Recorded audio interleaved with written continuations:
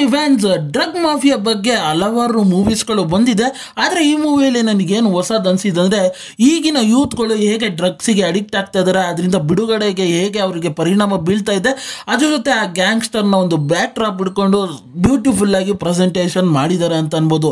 Bima team ಅವರು ಒಂದು ಒಳ್ಳೆ ಮೂವಿನ ತಗೊಂಡ್ಬಂದಿದ್ದಾರೆ. ಈ ಮೂವಿಯಲ್ಲಿ ನನಗೇನು ಇಷ್ಟ ಆಯಿತು, ಏನು ಕಷ್ಟ ಆಯಿತು ಅನ್ನೋದನ್ನೆಲ್ಲ ಈ ರಿವ್ಯೂಲಿ ತಿಳಿಸ್ಕೊಡ್ತೀನಿ. ರಿವ್ಯೂಗೋಕ್ಕಿಂತ ಮುಂಚೆ ತುಂಬ ಜನ ನನ್ನ ವೀಡಿಯೋಸ್ಗಳನ್ನು ನೋಡ್ತಾ ಇದ್ದೀರಾ.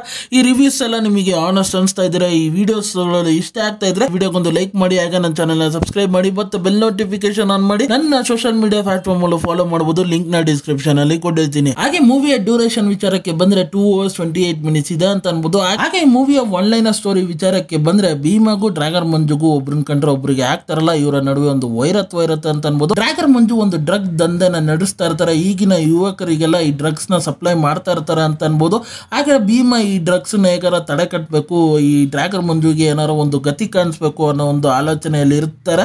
ಭೀಮಂಗೂ ಡ್ರ್ಯಾಗರ್ ಮಂಜುಗೂ ಇರೋ ಆ ವೈರತ್ವವೇನು, ಭೀಮಾ ಸಕ್ಸಸ್ಫುಲ್ ಆಗಿ ಡ್ರಗ್ ಮಾಫಿಯಾನ ತಡೆಗಟ್ಟಿಸ್ತಾರ, ಇಲ್ಲ ಏನಾಗತ್ತೆ ಕಥೆಯಲ್ಲಿ ಅನ್ನೋದನ್ನೆಲ್ಲ ನೀವು ತಿಳ್ಕೊಬೇಕಾದ್ರೆ ಈ ಮೂವಿನ ಹೋಗಿ ನೋಡ್ಬೇಕು.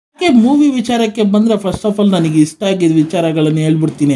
ಒಂದು ಬ್ಯಾಂಗ್ಳೂರ್ನ ಗಲ್ಲಿ ತೋರಿಸಿರೋದು ಬ್ಯೂಟಿಫುಲ್ ಆಗಿ ರಾ ಆಗಿತ್ತು ಅಂತ ಅನ್ಬೋದು. ಅದ್ರ ಜೊತೆ ಒಂದು ಅಂಡರ್ ವರ್ಲ್ಡ್ ಗ್ಯಾಂಗ್ಸ್ಗಳು ಹೇಗೆ ವರ್ಕ್ ಆಗತ್ತೆ, ಜೊತೆಗೆ ಆ ಭೀಮನ ಕ್ಯಾರೆಕ್ಟರ್ನ ಇಂಟ್ರೊಡ್ಯೂಸ್ ಮಾಡಿರೋದಾಗಲಿ, ಹಾಗೆ ಭೀಮನಿಗೆ ಒಂದು ಪರ್ಪಸ್ನ ಕೊಟ್ಟಿರೋದಾಗಲಿ ಸಖತ್ ಇಂಟ್ರೆಸ್ಟಿಂಗ್ ಆಗಿ ಅನಿಸುತ್ತೆ ಅಂತ ಅನ್ಬೋದು. ಜೊತೆಗೆ ಡ್ರ್ಯಾಗರ್ ಮಂಜು ಕ್ಯಾರೆಕ್ಟರ್ನು ಅಷ್ಟೇ ಪೊಟೆನ್ಷಿಯಲ್ ಆಗಿತ್ತು ಅಂತ ಅನ್ಬೋದು. ಹಾಗೆ ಇವರು ಇಬ್ಬರ ನಡುವೆ ಇರೋ ಆ ವೈರತ್ವನ ಬ್ಯೂಟಿಫುಲ್ ಆಗಿ ಸ್ಕ್ರೀನ್ ಮೇಲೆ ತಗೊಂಬಂದ್ರು ಅಂತ ಅನ್ಬೋದು. ಜೊತೆಗೆ ಭೀಮನಿಗೊಂದು ತಾಯಿ ಆ್ಯಂಗಲ್ ಕೊಟ್ಟು, ಅಣ್ಣನ ಆ್ಯಂಗಲ್ ಕೊಟ್ಟು, ಭೀಮನಿಗೊಂದು ಲವ್ ಆ್ಯಂಗಲ್ ಕೊಟ್ಟು ಅದು ಸ್ಕ್ರೀನ್ ಮೇಲೆ ನೋಡ್ತಾ ಬ್ಯೂಟಿಫುಲ್ ಆಗಿ ಫೀಲ್ ಕೊಡುತ್ತೆ ಅಂತ ಅನ್ಬೋದು. ಅದ್ರ ಜೊತೆ ಆ ಡ್ರಗ್ ಮಾಫಿಯಾ ಬಗ್ಗೆ ಮಾತಾಡ್ತಾ, ಜೊತೆಗೆ ಆ ಪೊಲೀಸ್ ಇನ್ವೆಸ್ಟಿಗೇಷನ್ ಶೈಲಿಗಳಾಗಲಿ, ಜೊತೆಗೆ ಒಂದು ಪಾಲಿಟಿಕ್ಸ್ ಒಂದು ಟಚ್ನ ಕೊಡ್ಕೊಂಡು ಆ ಇಂಟರ್ವಲ್ಲಿಗೆ ಒಂದು ಟ್ವಿಸ್ಟ್ನ ತಗೊಂಡ್ಬಂದು ಬಿಡ್ತಾರೆ ಅಂತ ಅನ್ಬೋದು. ಹಾಗೆ ಮೂವಿ ಒಂದು ಫಸ್ಟ್ ಹಾಫ್ ಸಖತ್ ಇಂಟ್ರೆಸ್ಟಿಂಗ್ ಆಗಿ, ಕಾಮಿಡಿಯಾಗಿ, ಎಂಟರ್ಟೈನ್ಮೆಂಟ್ ಆಗಿ ಇರುತ್ತೆ. ಮೂವಿಯಲ್ಲಿ ಮೈನಸ್ ಅನ್ಸೋದಂದ್ರೆ ಸೆಕೆಂಡ್ ಹಾಫ್ ಅಂತ ಅನ್ಬೋದು. ಸೆಕೆಂಡ್ ಹಾಫ್ ಅಲ್ಲಿ ಮೂವಿ ಒಂದು ಕಡೆ ಕಾನ್ಸೆಪ್ಟ್ ಮೇಲೆ ಫೋಕಸ್ ಆಗುತ್ತೆ, ಹಾಗೆ ಒಂದು ರಿವೆಂಜ್ ಡ್ರಾಮಾ ರೀತಿ ತಿರ್ಗತ್ತೆ ಅಂತ ಅನ್ಬೋದು.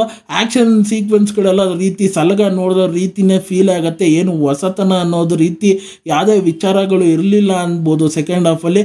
ಅದರಿಂದ ನಮಗೆ ಆ ಕ್ಲೈಮ್ಯಾಕ್ಸ್ ಹಂತದಲ್ಲಿ ಆ ಕ್ಲೋಸರ್ ಅನ್ನೋದು ಬ್ಯೂಟಿಫುಲ್ ಆಗಿ ಕ್ಲೋಸ್ ಮಾಡ್ರು. ಅದ್ರ ಮಿಕ್ಕಿದ್ದು ವಿಚಾರಗಳೇನು ನನಗೆ ಹೊಸ ರೀತಿ ಅನ್ಸಿಲ್ಲ, ಇಷ್ಟ ಆಗೋ ರೀತಿನೂ ಫೀಲ್ ಆಗಿಲ್ಲ ಅಂತ ಅನ್ಬೋದು. ಹಾಗೆ ಮೇಜರ್ ಆಗಿ ನನಗೆ ಇಷ್ಟ ಆಗಿದ್ದ ವಿಚಾರಗಳಂದ್ರೆ ಬ್ಯಾಕ್ ಗ್ರೌಂಡ್ ಮ್ಯೂಸಿಕ್ಗಳು ಧೂಳೆ ಬೂಸೋ ಥರ ಇತ್ತು ಅಂತ ಅನ್ಬೋದು.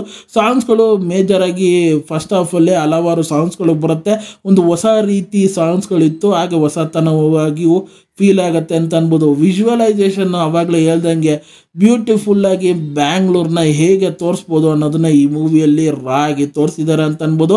ಹಾಗೆ ಆಕ್ಷನ್ ಸೀಕ್ವೆನ್ಸ್ಗಳು ನನಗೆ ಕೆಲವೊಂದು ಭಾಗದಲ್ಲಿ ಇಷ್ಟ ಆಯಿತು, ಇನ್ನು ಕೆಲವೊಂದು ಭಾಗದಲ್ಲಿ ನೋಡಿರೋ ಸಿಮಿಲರ್ ಪ್ಯಾಟ್ರನ್ ರೀತಿನೇ ಫೀಲ್ ಆಯಿತು ಅಂತ ಅನ್ಬೋದು. ಹಾಗೆ ಮೂವಿಯ ಪಾತ್ರದ ವಿಚಾರಕ್ಕೆ ಬಂದರೆ, ಆದಷ್ಟು ಕ್ಯಾರೆಕ್ಟರ್ಸ್ಗಳು ರಿಯಲಿಟಿಕ್ ಆಗಿ ಪ್ರತಿಯೊಂದು ಕ್ಯಾರೆಕ್ಟರ್ಸ್ಗಳು ಅನಿಸುತ್ತೆ ಅಂತ ಅನ್ಬೋದು. ಫಾರ್ ಎಕ್ಸಾಂಪಲ್ ನಮ್ಮ ವಿಲನ್ ಡ್ರ್ಯಾಗರ್ ಮಂಜು ಕ್ಯಾರೆಕ್ಟರ್ ಆಗಲಿ, ಆದಷ್ಟು ನ್ಯಾಚುರಲ್ ಆಗಿ ಪ್ರತಿಯೊಂದು ಸೀನ್ಸ್ಗಳು ಬಂದಾಗ ಆ ಎಲಿವೇಶನ್ಸ್ಗಳು ಬ್ಯೂಟಿಫುಲ್ ಆಗಿ ಕೊಟ್ಟರು ಅಂತ ಅನ್ಬೋದು. ಹಾಗೆ ಆ ಡ್ರಗ್ಸಿಗೆ ಒಳ್ಳೆ ಆಗಿರೋ ಹುಡುಗರು ಆದಷ್ಟು ನ್ಯಾಚುರಲ್ ಆಗಿತ್ತು ಪ್ರತಿಯೊಂದು ಸೀನ್ಸ್ಗಳು. ಆ ಹುಡುಗರು ಬಂದಾಗ ಅದೇ ತಕ್ಕ ಮಟ್ಟಿಗೆ ನಮ್ಮ ದುನೇ ವಿಜಯ್ ಸರ್ ಅವರು ಇದಕ್ಕೆ ಎಷ್ಟು ಬೇಕೋ ಅಷ್ಟು ಸ್ಕ್ರೀನ್ ಪ್ರೆಸೆನ್ಸ್ನ ಬ್ಯೂಟಿಫುಲ್ ಆಗಿ ಕೊಟ್ಟಿದ್ದಾರೆ ಅಂತ ಅನ್ಬೋದು. ಹಾಗೆ ಪೊಲೀಸ್ ಆಫೀಸರ್ನ ಕ್ಯಾರೆಕ್ಟ್ರು ಹೇಳಲೇಬೇಕು, ಒಂದು ಹೈಲೈಟ್ ಕ್ಯಾರೆಕ್ಟ್ರು, ಮೇಜರ್ ಪಿಲ್ಲರ್ ಅಂತೀನಿ ಈ ಮೂವಿಗೆ. ಆ ಕ್ಯಾರೆಕ್ಟ್ರು ರಾಗಿ ರಸ್ಟ್ ಆಗಿತ್ತು ಅಂತ ಅನ್ಬೋದು.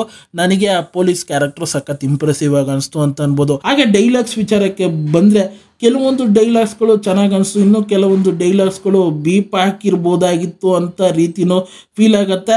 ಅದೆಲ್ಲ ಒಂಚೂರು ಫ್ಯಾಮಿಲಿ ಸಮೇತ ನೋಡೋಕ್ಕೆ ಒಂಥರ ಮುಜುಗರ ಆಗತ್ತೆ ಅಂತ ಅನ್ಬೋದು.